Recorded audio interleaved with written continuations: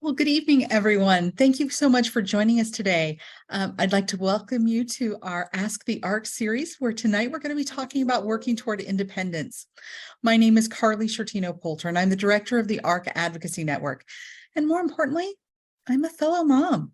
I have a 23-year-old son with autism and a 16-year-old son who doesn't. And, well, in all honesty, I'm working on these exact same issues too, that working toward independence for both of my boys. And so, one of the big things is that, as family members of people with disabilities, and even as professionals, we want to make sure that people with disabilities can be as independent as possible. That's our goal. But sometimes we don't necessarily know how to get that done. And so I talk to families all the time about this. And I also talk with self-advocates about this because they want to be more independent. They want to have a life just like everybody else does. And so how do we actually go about accomplishing that? Well, that's what we're going to talk about today. As we go along tonight, I do want you to know that we are recording tonight's session and we will be posting this. So as you're asking questions, just keep that in mind to make sure that your questions aren't giving away too much personal information. And if you've got questions, go ahead and put them in the question and answer section. We will get to them as we go along. But I'd like to welcome you and thank you so much for joining us tonight. So let's go ahead and get started. So, all right. So let's start talking about working toward independence and what does that really mean? So when I think about independence, to me, there are four foundational skills, four pillars of independence. That's decision making, that's daily living skills, that's money management, and that's safety. Now, by any stretch, is this a comprehensive list? No, absolutely not. But it's a good place to start. And so I do see that we have somebody's hand who is raised. But one of the big issues is that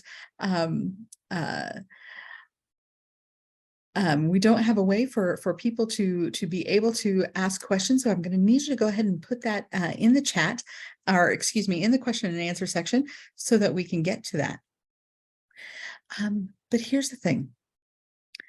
Before we can really address that concept of working toward independence, we've got to address that elephant in the room, which is fear.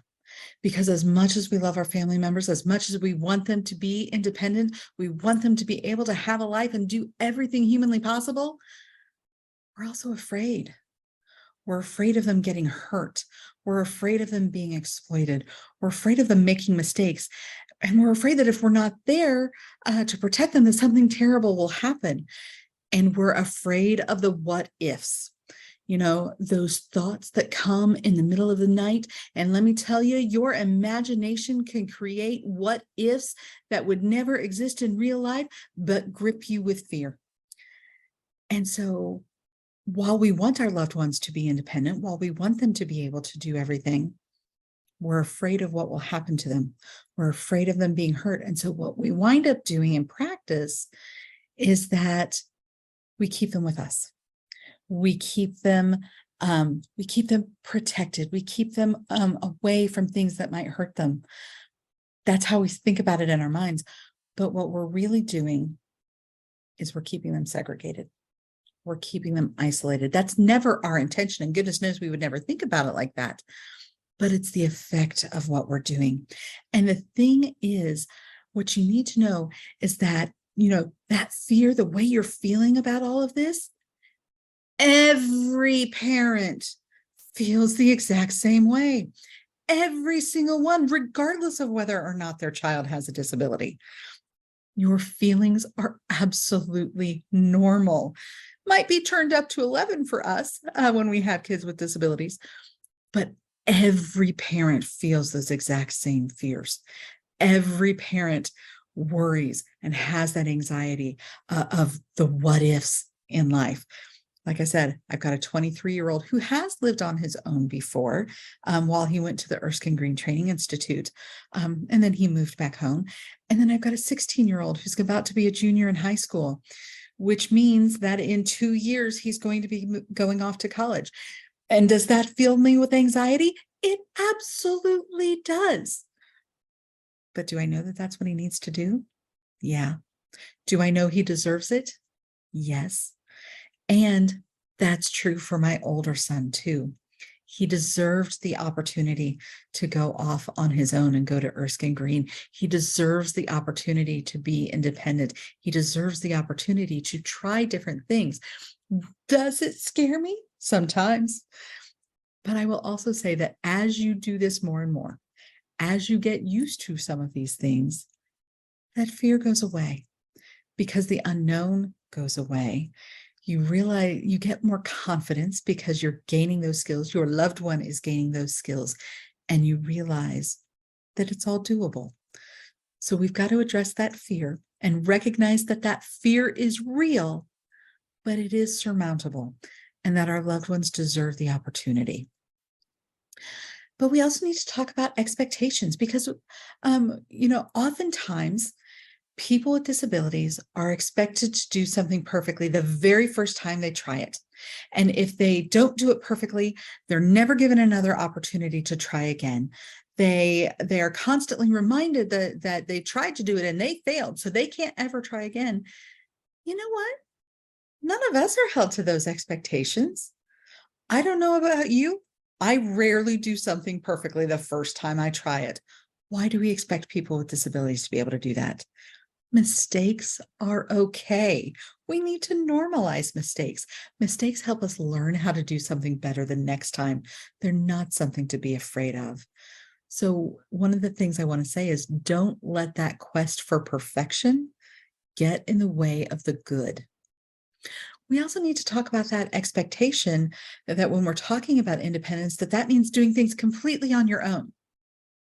Well, the reality is none of us do things completely on our own. So why do we expect that for people with disabilities? It's okay to work with other people. That doesn't mean you're not independent. Quite the contrary, it means that you're learning how to make sure that you're getting what you need. And it's okay to use technology if that might be something that can help you. So we need to define what our expectations actually are. And so, what does independence mean? Because we need to recognize that there are steps to independence. There are different levels of independence. For some people, independence means that you're living on your own, in your own apartment, being able to do things on your own. That's great. And for some people, they can absolutely do that. And that's wonderful. And that's something to strive for. But for some people, being independent means that they can be home alone for a specified amount of time. For others, it means that they can make their own breakfast. Think about when your kids were little and they were finally able to make their own breakfast. And in theory, you could sleep in on a Saturday morning. Oh, the freedom that gave us. You know what? That is independence too. Does that mean that they're living on their own? No, but it doesn't mean that they're not independent. We have different levels of independence, and we need to meet our loved ones where they're at to help them grow from there. And so if right now we're working on teaching them how to make their own breakfast, okay, that's all right. That's where we start. And we grow from there. Now, does that mean that everybody is someday going to be able to live on their own? Hopefully, but maybe not. And that's okay too. And maybe they might not want that. That's okay too. We need to meet our loved ones where they're at, help them grow in their independence to whatever they want to be able to accomplish. And we need to recognize that independence is fluid. For example, when I was in college, I had knee surgery. I was a fairly independent person, but man, when I had knee surgery, I needed help with all sorts of different things. And I mean, like those first few days, I needed help going to the bathroom because I couldn't do it on my own. Man, when I could finally do that on my own, it was a huge sense of independence. Did that mean I could do everything completely on my own? Nope. but that was a level. And what we need to recognize is that we are going to have that ebb and flow when it comes to independence based on our needs at the time, and that our abilities can change over time. That's okay too. Now, that first pillar of independence is decision making, and decision making is absolutely essential for independence. But here's the thing. That was last month's Ask the ARC webinar. If you missed it, that's okay. We've got your back. You can go online to the ARC Academy at advocacy.thearcacademy.org, or you can watch it on our YouTube, on the ARC of Indiana's YouTube channel. So you can go ahead and watch those, because we went into a lot of depth on decision making and how you teach decision making and how you actually do supported decision making.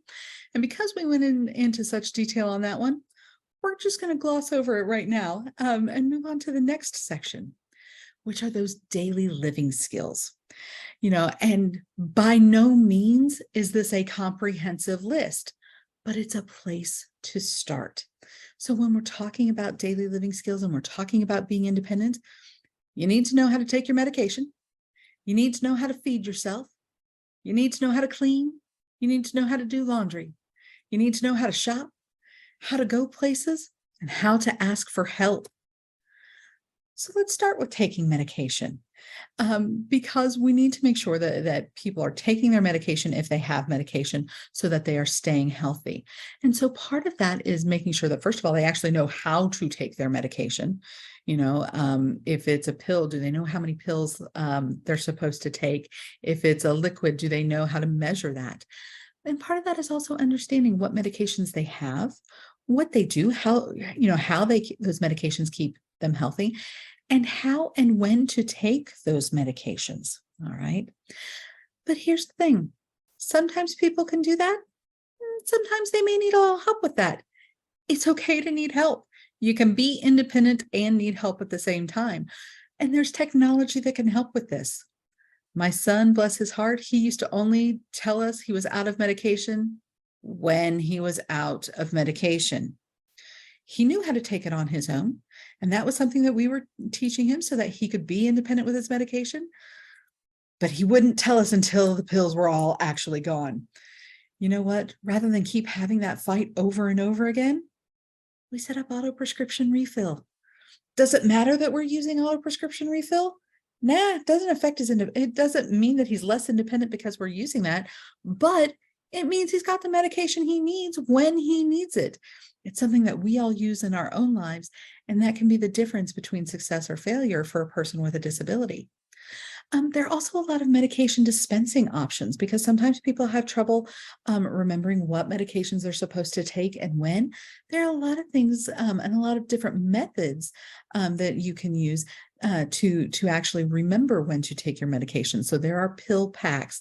There are medication dispensers like this that will actually alert, sound a little alarm when it's time to take a medication.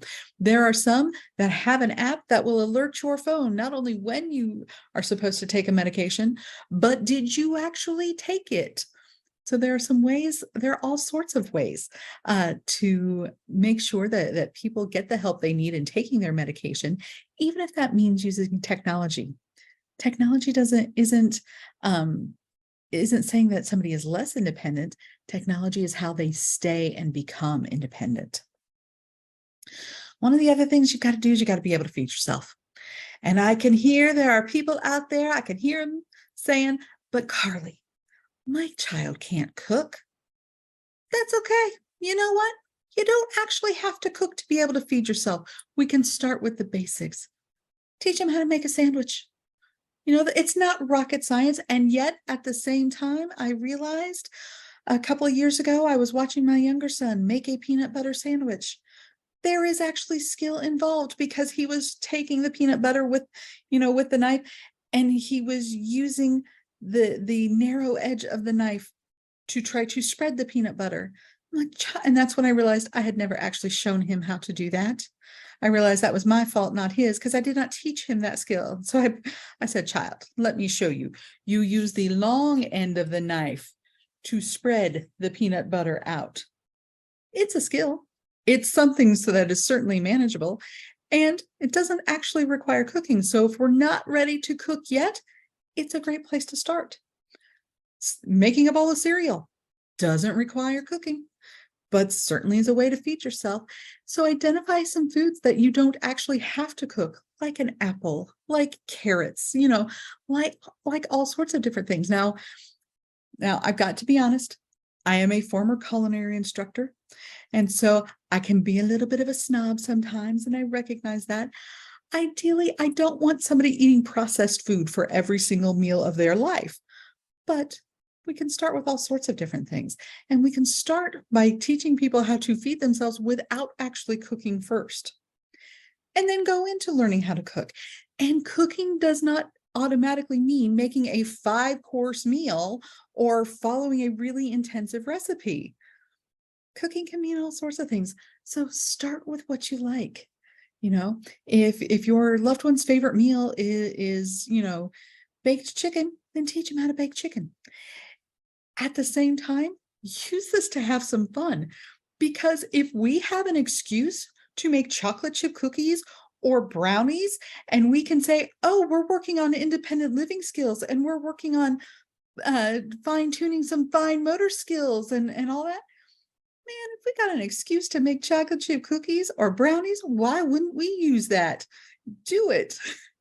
But then we also need to determine, what are the basic cooking skills we need to teach, and then can build from there. So teach them how to use a microwave.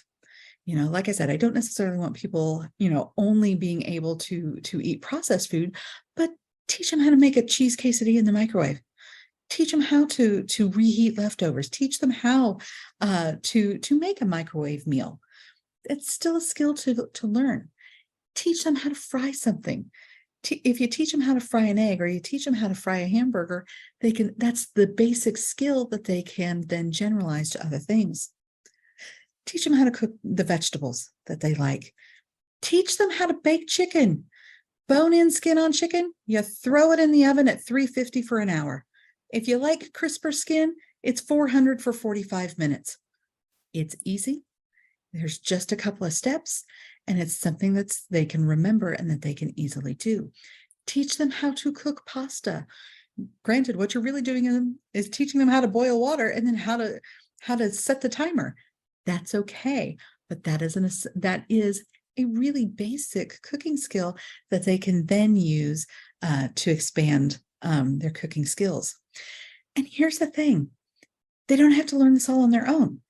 By all means, there are hundreds of, or I take that back, there are thousands, if not tens of thousands, of cooking videos out there. Let them follow along, find the ones that they like. Use online recipes. My nephew has recently graduated from college. He's got his first adult job in his own apartment.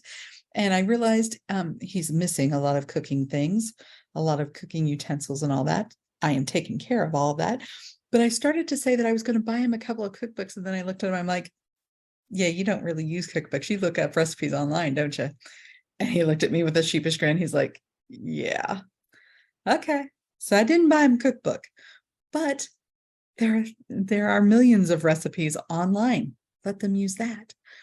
But I hear somebody out there saying, but Carly, my loved one can't read, so he can't follow a recipe. Guess what? Text to talk and talk to text has been built into every computer for well over a decade. You can turn it on so that if your loved one isn't able to read or has a lot of difficulty reading, it's okay. The computer will read it out loud to them. But we also got to talk about cooking safety, because I know that, especially with cooking, and especially being a former cooking instructor, that there's a lot of anxiety with that. We're afraid they're going to burn themselves. We're afraid they're going to cut themselves. There are precautions we can take. So if you're really afraid that they're going to burn themselves, one of the things to consider is maybe using an induction burner. Now, I'm not talking about buying an entire induction stove, because those are really, really expensive. But you can get a decent countertop induction burner for less than $100. And what an induction burner is it creates a magnetic field that actually heats the cookware and not the surface. What that means is you've got to have induction compatible cookware. which basically means, a magnet needs to be able to stick to it. But what's nice about it is it's heating the pan. So if you picked the pan up and counted to 3 and put your hand on the burner's not hot anymore. They're not going to burn themselves. So that's a potential way that you can address that fear of them burning themselves. But also things like, getting a silicone sleeve to put over a pot handle, because pot handles get hot. Teaching them, hey, this is a burner. This is going to be hot. We've got to respect that. Another option is a knife glove. My son, bless his heart, when I was trying to teach him how to use a knife, man, he cut himself every single time he tried to use it. And I knew that if we didn't do something about that, he was going to stop trying because he always cut himself. So one of the things I did was I got him a knife glove, and you can get those at any restaurant supply store. And you can also get them online, but literally they are a Kevlar glove, just like in the picture here, which means the same material that bulletproof vests are made out of. That's what these knife gloves are made out of. And so it's a way that people can learn how to use a knife without cutting themselves. One of the other things I'm going to caution is that a sharp knife is much safer than a dull knife. And I know people always get confused by that because it sounds so counterintuitive. But the reason is, when a knife is dull, first of all, you're using more pressure. So you're pressing harder on that knife in order to use it. And because it's dull, it's also more likely to slip as you're trying to use it. So believe it or not, a sharp knife is actually safer to use. And as you're learning those knife skills, maybe you start off with a plastic knife, and you start off by cutting simple things like strawberries or bananas or things like that. That's the way to start learning those knife skills. And then finally, take shortcuts. It's okay. We all use shortcuts. So maybe that's buying pre-cut veggies. And I know that those can be kind of expensive in the produce section. Maybe you're buying pre-cut veggies from the freezer section, so that as you're making different things, you're using frozen vegetables. Maybe that's buying a rotisserie chicken, and then using, you have chicken for one meal and then you use the leftovers in something else. Maybe that's making microwave rice. That's perfectly okay. And then repurposing those leftovers. I see I've got a question in the Q&A section. Oh, we've got a mom who's saying that there are visual recipes that might also be helpful, and she gave us a link to some of those. So Heather, thank you so much. You've always got my back. Heather's a good friend of mine, and she's always there giving great information. So absolutely check it out. Next thing you've got to know how to do to be independent is clean. And can I just say, I hate cleaning. I mean, seriously, I hate to clean. But do I have to know how to do it? Yes, I do. And so we start with some of the simple things like taking out the trash. And that sounds really, really simple, but that's because we're not actually thinking about all the steps involved. So, one of the things that I hear is that, we've got a parent who's telling their loved one to go do something, and they don't do it, or they don't do it fully. You tell them to take out the trash. They literally only took out the kitchen trash and nothing else. Well, that's because we need to sometimes break down the steps, especially when we're starting to teach a skill. So when I was teaching my son to take out the trash, because it's something you need to learn how to do, one of the things we did was we identified where all of the trash cans were in each of the rooms, so that, the night before trash day, we could gather all the trash and get it out so that the trash company could pick it up. And so we started off by actually making him a checklist on his phone so that he would remember each place that there was a trash can so that he would get them all. Now, he used that for a while, and then he stopped needing it because he got used to it. He learned the skill. He was able to do it on his own. So does he still use that checklist? He doesn't. If he still needed to use that checklist, is that a problem? Not at all. But that might be something we need to do, is break down some of these steps a whole lot more. teaching them how to do the dishes, teaching them how to dust, teaching them how to sweep or mop or vacuum. They got to know how to clean the bathroom, and they got to know how to clean their kitchen. But you know what? One of the things we can also talk about is technology. And here's the thing, a lot of people wouldn't necessarily think about some of these things as technology, but that's absolutely what they are. So, making that list of steps that are involved in different cleaning tasks, talking about different equipment. So yes, you can teach your loved one to use a mop and a bucket full of water and the cleaning solution in the bucket full of water. And if you used a Swiffer wet to do the same thing, who cares? Is that technically technology? It absolutely is, and there is nothing wrong with that. One of the other things that you can do too is you can use your loved one's phone to record a video showing them how to do that. And that way they can follow along on their phone so that they're remembering all the different steps and that they do it right when they're trying it. Another thing they got to know how to do is laundry. And that starts by sorting clothes. And by all means, if your kids are little, sort clothes with them.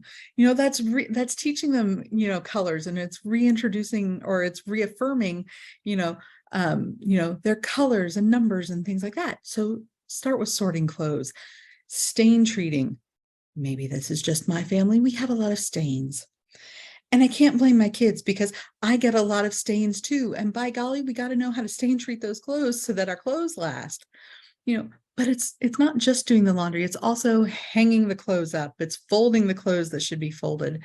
And it's also recognizing that home machines, home washer and dryers, and laundromat washer and dryers are very, very different. I told you that my son went to Erskine Green, and right before he was going to go, I suddenly realized, oh nuts, we've never taught him how to do laundry. And so I was trying to teach him how to do that, and then COVID hit, which meant we had a little more time to work on those laundry skills. And eventually he did go back to Erskine Green. He went in October of 2020. And so COVID was still going on, and he was doing one of the hospital programs during that. And so we moved him into Erskine Green, and I went to go show him where the laundry was so he could do his laundry.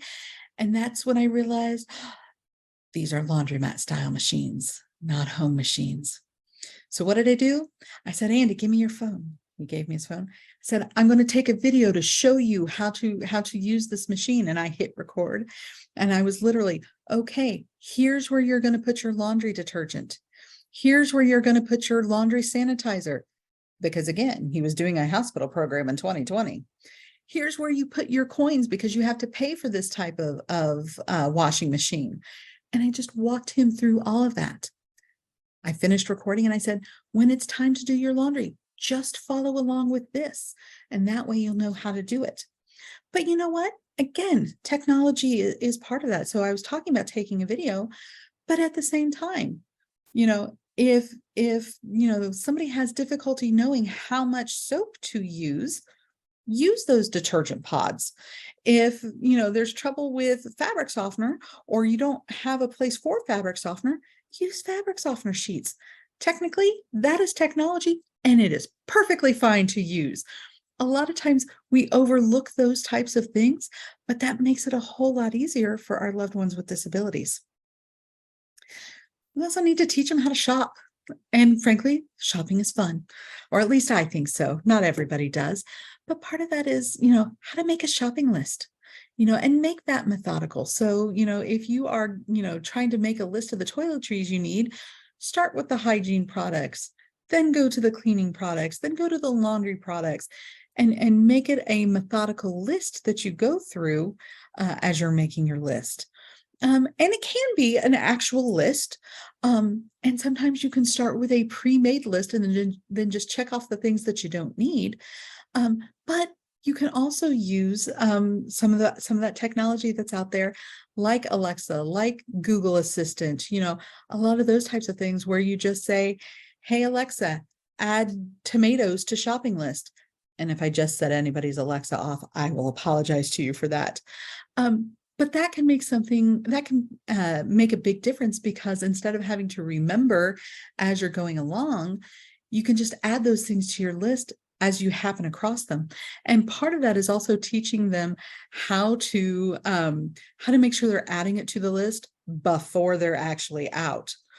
But it's also using auto refill, whether that's on prescriptions or something else, using auto ship. So I happen to buy some vitamins. And so I just have those automatically set up to ship to my house every 60 days. That way I don't have to think about it, and I'm not going to run out, and that's okay. But I also still get an email to let me know, hey, this is on its way. And that way, if I have plenty, I can tell it to skip the shipment, or I can delay the shipment, and it's perfectly fine. But sometimes we've got some other needs too. So I had a family that I was helping, and his grandmother, he lived with his grandmother, and his grandmother passed away. And he didn't have any family near him, and he didn't have a waiver yet. That was part of what we were helping to set up. His aunt in California was the one who was helping him out with all sorts of different things. And one of the things she would do, and this is something we certainly learned during the pandemic as an option, she would go online to the grocery store's website, place that food order for him and have it shipped directly to him. Made it easy. And so you can also share accounts like that, so that your loved one can put things in the cart that he knows he needs, and you can go in and pay for it, or have some of that oversight, or just help make sure that those things actually get shipped to them. So that's another option that's available. Does it make you less independent? No, this is absolutely being independent, because you're making sure that you're getting the things you need, and you're finding a way to make sure you get those things in a way that works for you. But part of shopping is also teaching people how to shop for sales. How do you find the best value? How do you use those grocery ads to meal plan to make sure that you're stretching your dollars? So a lot of different things in that. And here's the thing. As families, we have been conditioned to think that we have to accomplish things within a certain amount of time, in 6 months or within a year, because, well, when they were in school, our IEP goals were based on the year. Guess what? In real life, we don't have those kinds of timelines. We can take as long as we need to learn a skill. And if we learn it, great. And if we don't learn it, we're going to keep striving for it. Or maybe we're going to find a workaround, and that's perfectly okay.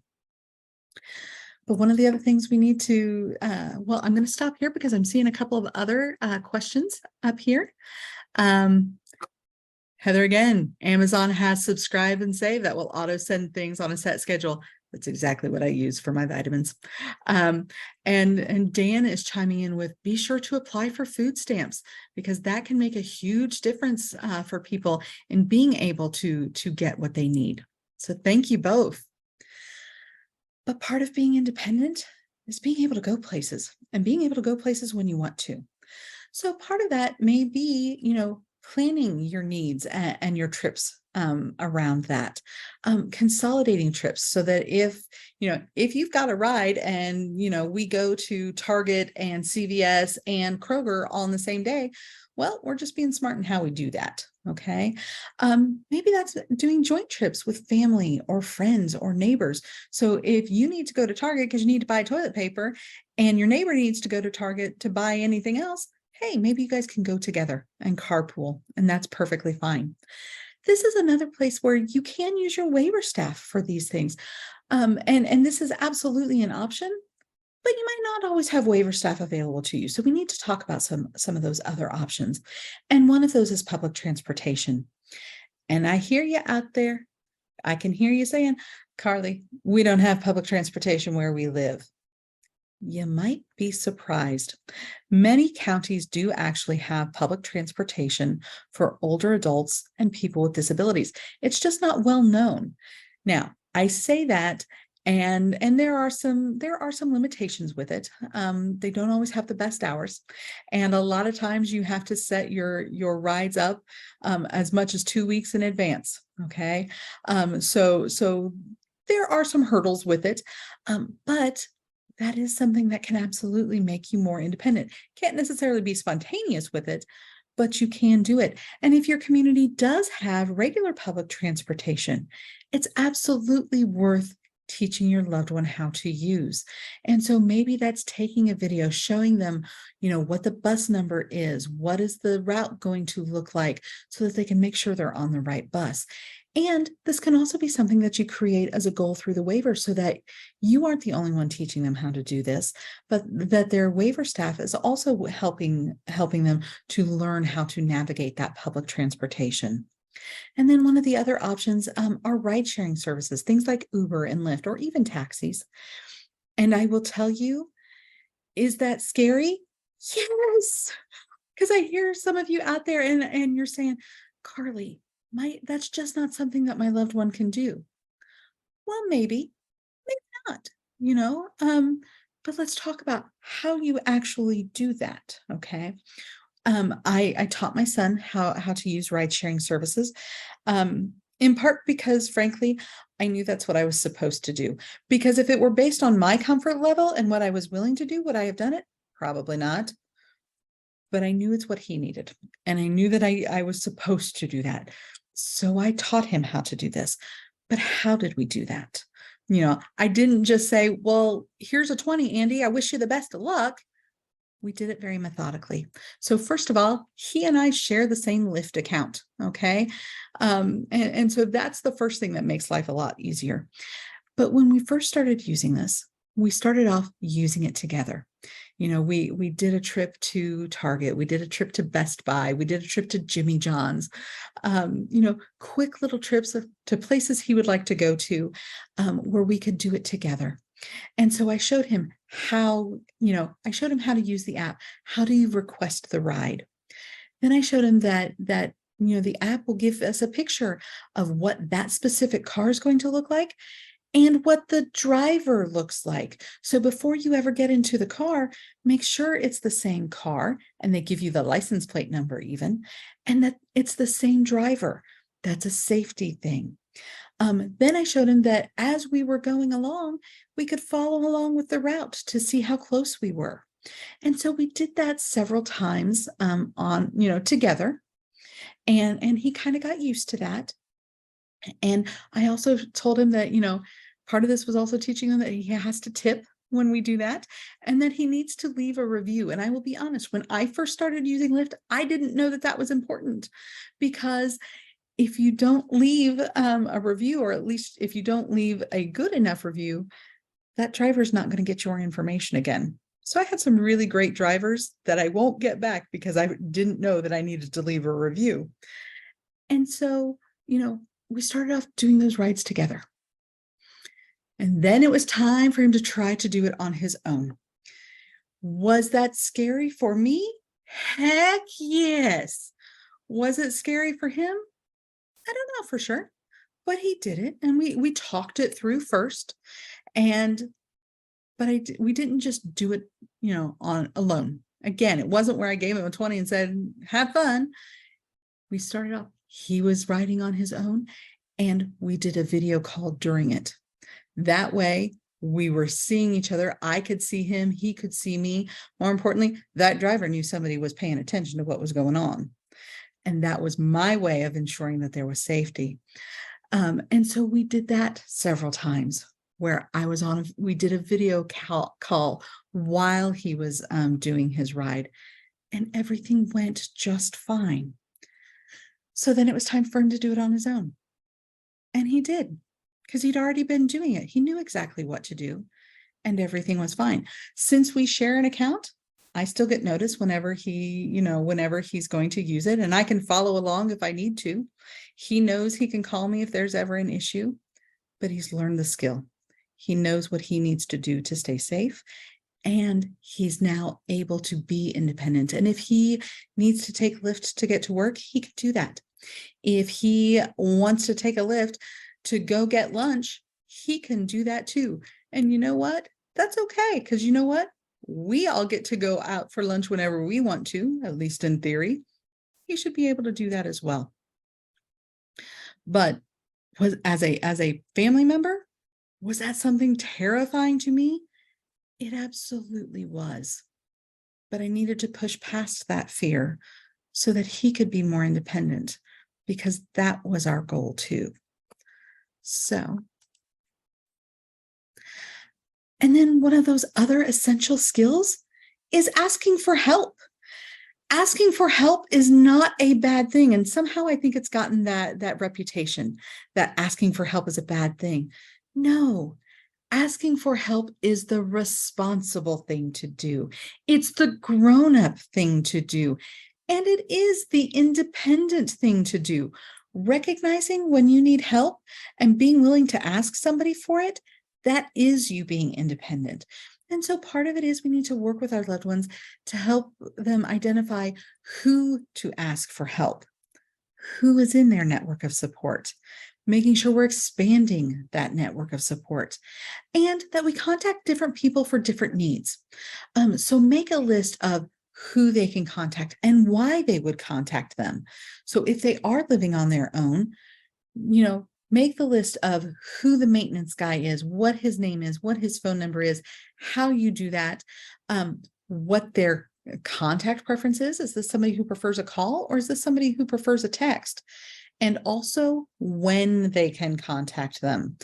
Because, sending out a text at 11 o'clock at night, that when it's not an emergency, not exactly a good thing to do, not the nice thing to do. So we need to help them learn those types of etiquette issues as well. And so the next pillar, one of those really important foundational skills for being independent, is money management.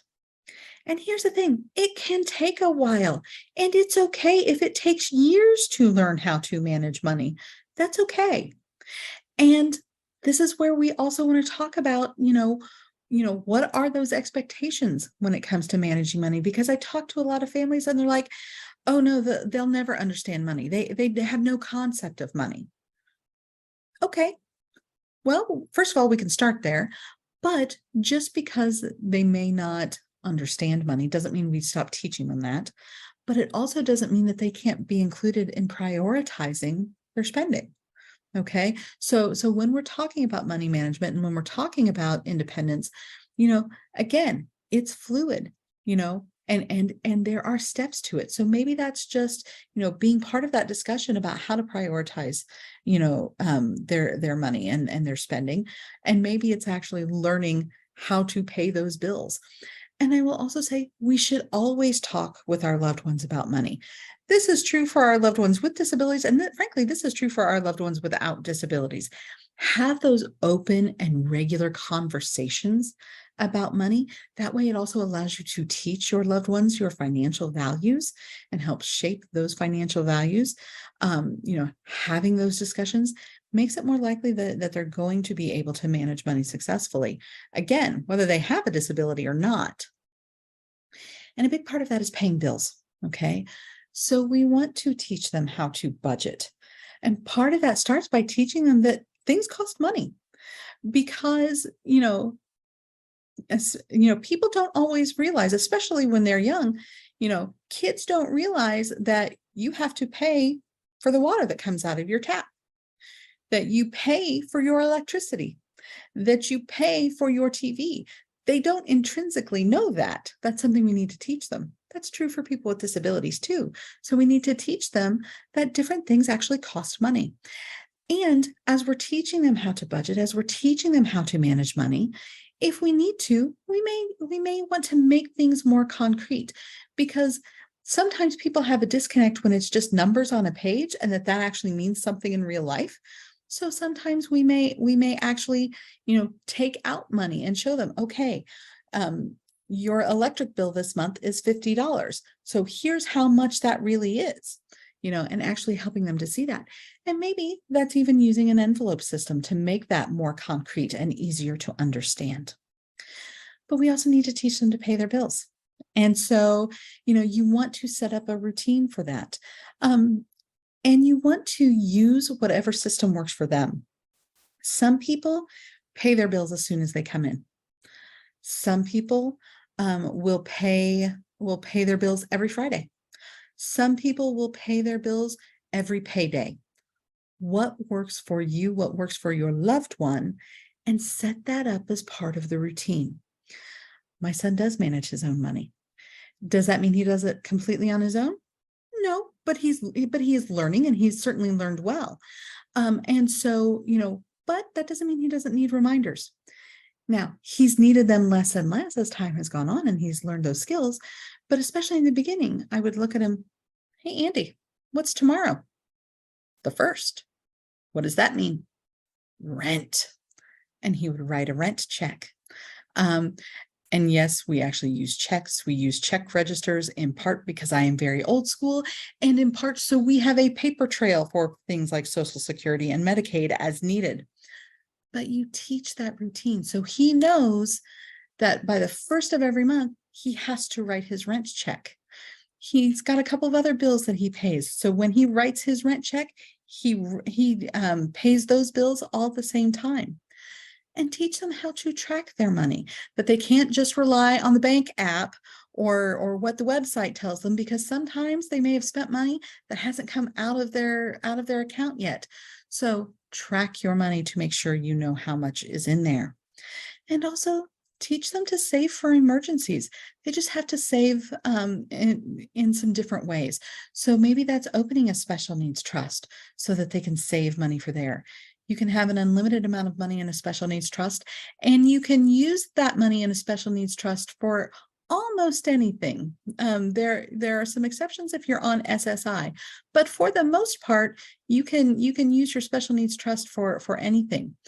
Another option is an ABLE account. The big issue with an ABLE account is simply that any money in an ABLE account can only be used for a qualified disability-related expense. Now they do include basic living expenses in that. So like you can use your ABLE account to pay rent or to pay your electric bill. But if you want to save up to go to Disney World, you can't use your ABLE account for that because it has nothing to do with your disability. So that's just something to kind of keep in mind there. But now we've got the big pillar, again, that elephant in the room, it's safety, because we also need to teach our loved ones to be safe. And that is where that fear comes in. And I will say the absolute most important safety skill we can teach people with disabilities is to say no.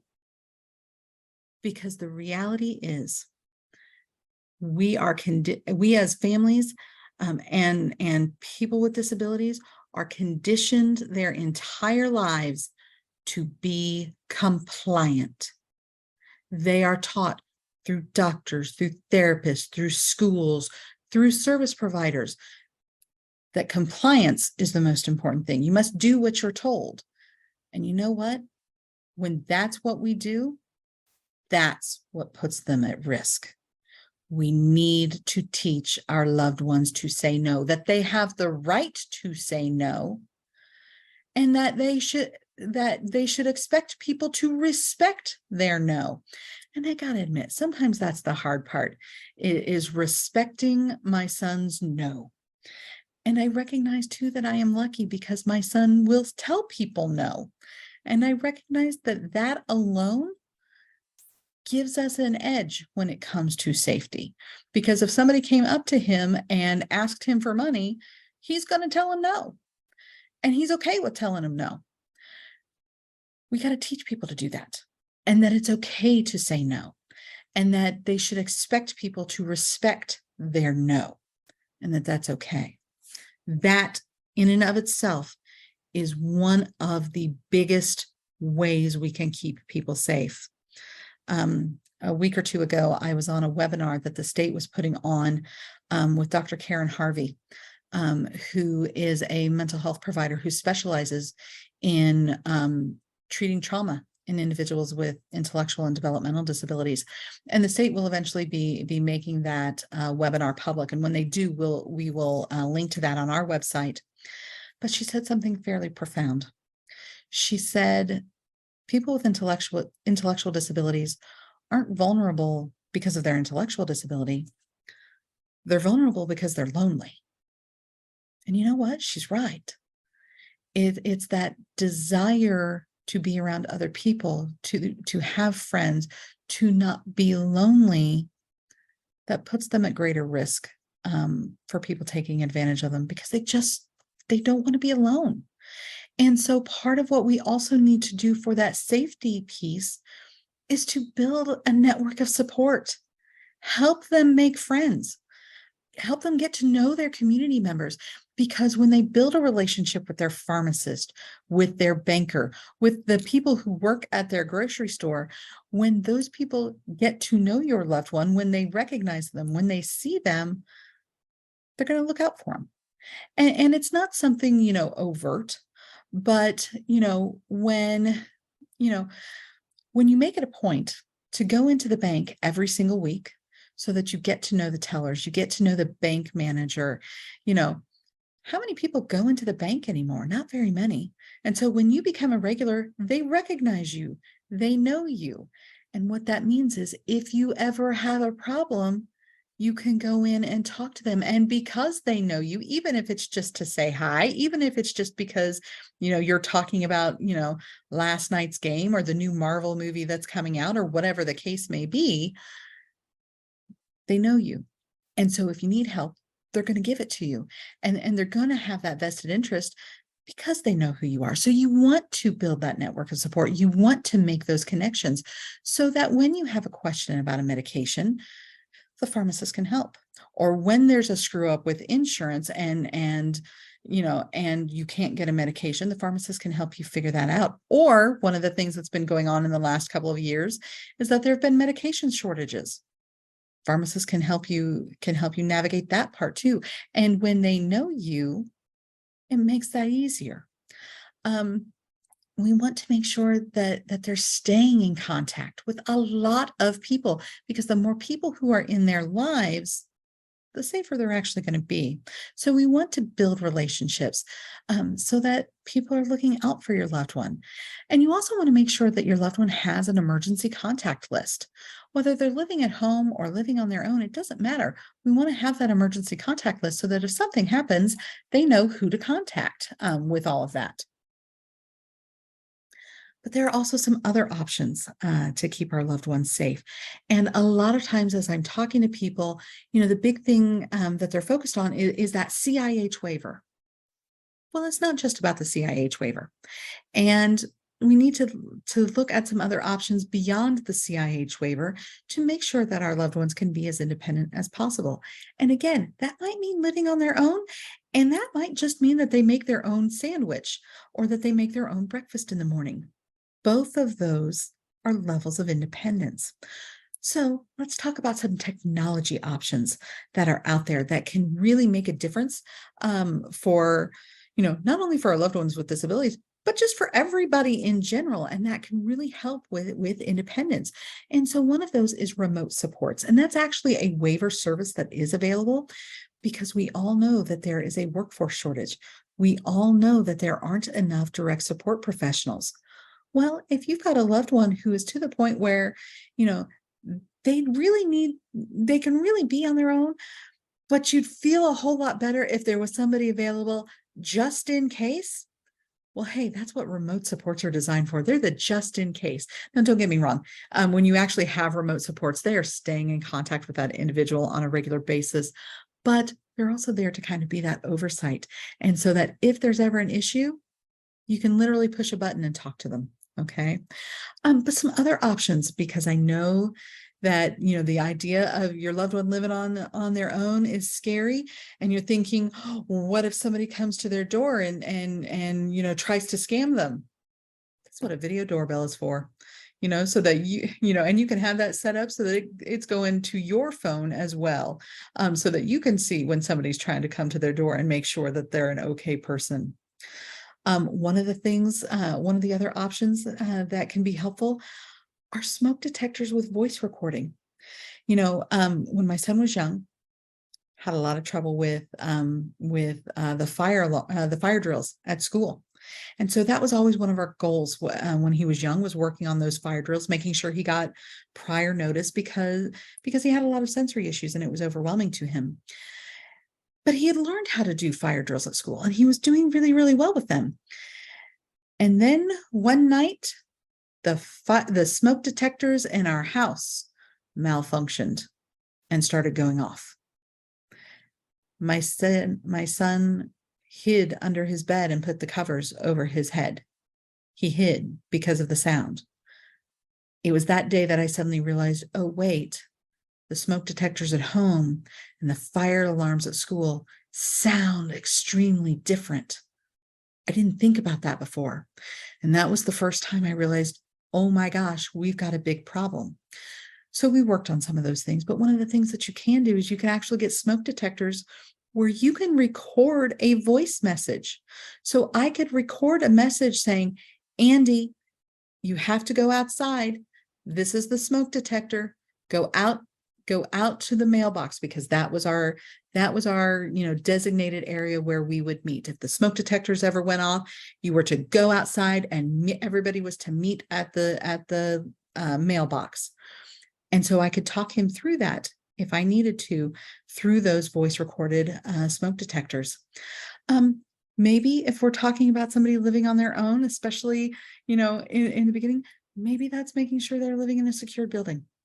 Maybe that's getting a keypad lock, either on your house or a place where they live, so that they don't necessarily have to know how to work a key, especially if they don't have the dexterity to do that, or they've got some fine or gross motor skills that can make that difficult.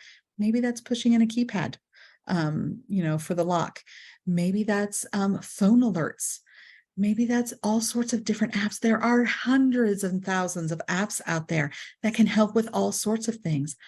But also, maybe that's regular video chats, especially as they're starting to stay home alone or as they're starting to live on their own.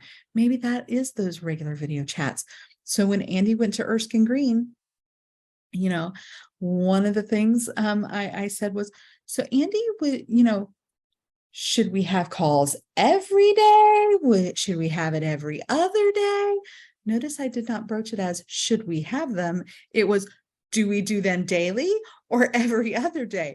And I was open beyond that, but he just kind of went with it. And every other day would be fine. Okay. So we had a video chat every other day, in part so that I could put eyes on him. I wanted proof of life.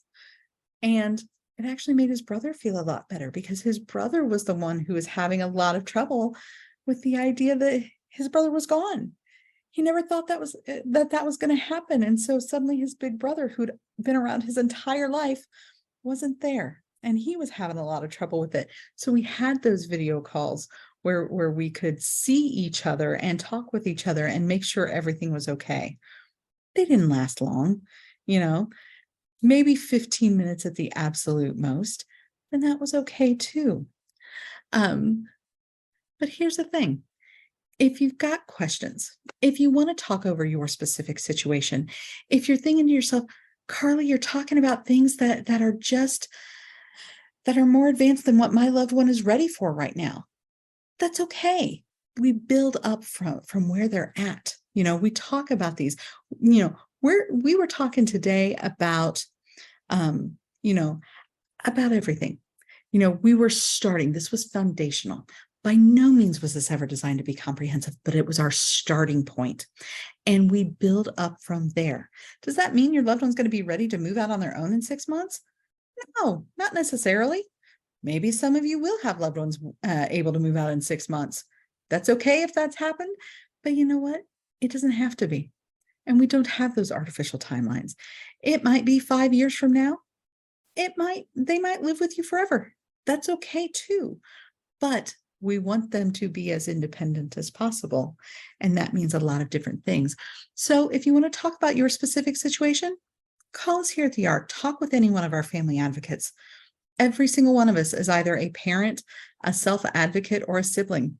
So we all live this life too. And we all have different experiences, which give us some ideas on new things to try, or things you may have never heard of before. So I'm always learning from my colleagues, and it's really, really cool. So by all means, give us a call here at 317-977 2375 and talk to us about it. And so at this point, I'm going to stop sharing my screen. Oh, nope, hit the wrong button there. And I see we've got a couple more questions in the Q&A. And if you've got questions, by all means, put them in here. Dan is saying, some of my friends live in rural areas. They rely on support staff to get places. And a lot of people are in that exact same situation, Dan. But I will also say, and then Dan also added in that it can be really helpful to build those relationships with neighbors for exactly those situations. But I will also say there are a lot of communities that do actually have transportation, normally through a senior center is often who runs it, but it's for older adults and for people with disabilities. And it's just something that a lot of people don't necessarily know about. So one of the things you can do is you can Google senior transportation and your county. Make sure you put Indiana in that, by the way. And that way, if your county has something like that, it'll come up, and that way you can see some of the requirements, see how it works, and have a phone number to call so that you can talk with them to ask some questions to know if this is something that can be an option for your loved one. Do we have other questions out there?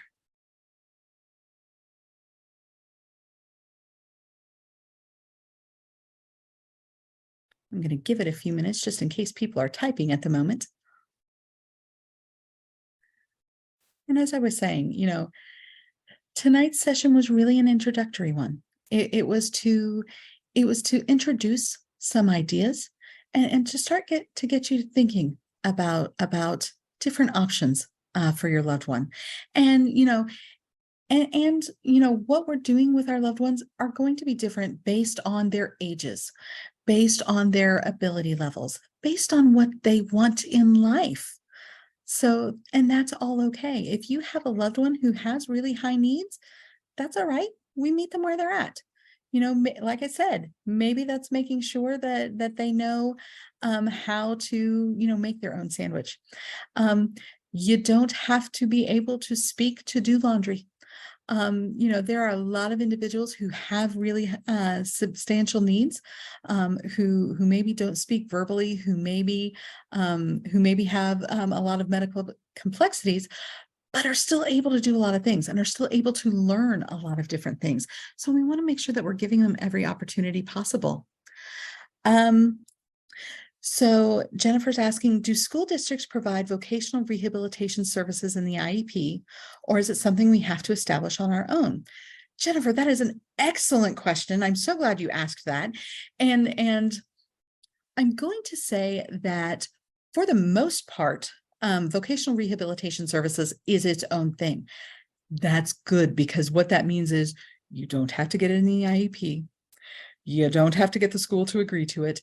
And more importantly, you do not have to follow the school calendar, because if this were a school-based service, you would have to. Voc Rehab is its own state agency.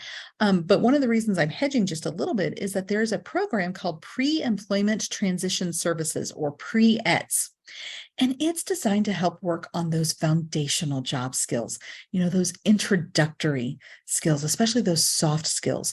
And the pre-ETS programs are often done in cooperation with schools, but they're not school-based programs. So again, they don't have to follow the school calendars.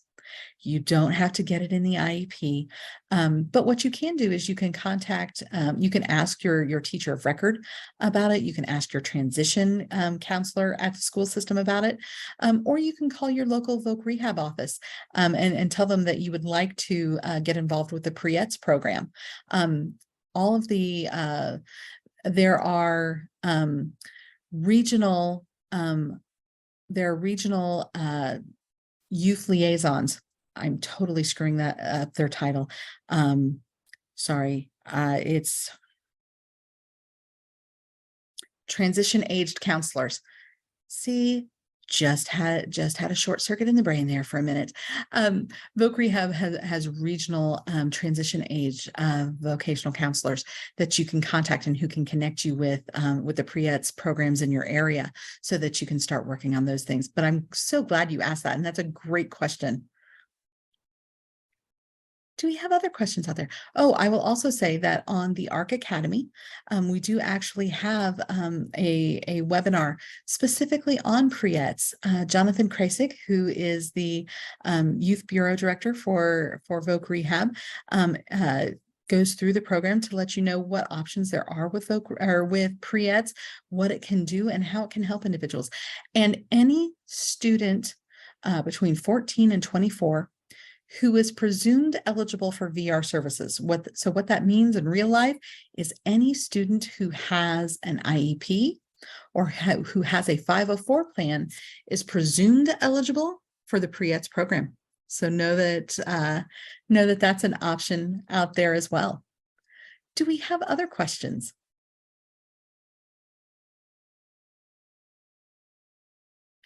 Well, I tell you what, if you are anything like me, you're going to think of something 3 weeks from now, and that's perfectly fine. Give us a call here at the ARC. That is exactly what we are here for. I want to thank you so much for joining us tonight. I hope this information was helpful. I hope it sparked some ideas with you. And I'd also like to thank our circles of support who have helped us be able to put on our Ask the ARC programs and who help us be able to add to the ARC Academy. So I want to thank our circles of support for their support. And thank you all for joining us this evening. Please, we'd love to have you join us next month for our next Ask the ARC session. So thank you and have a wonderful day, everyone. Good night.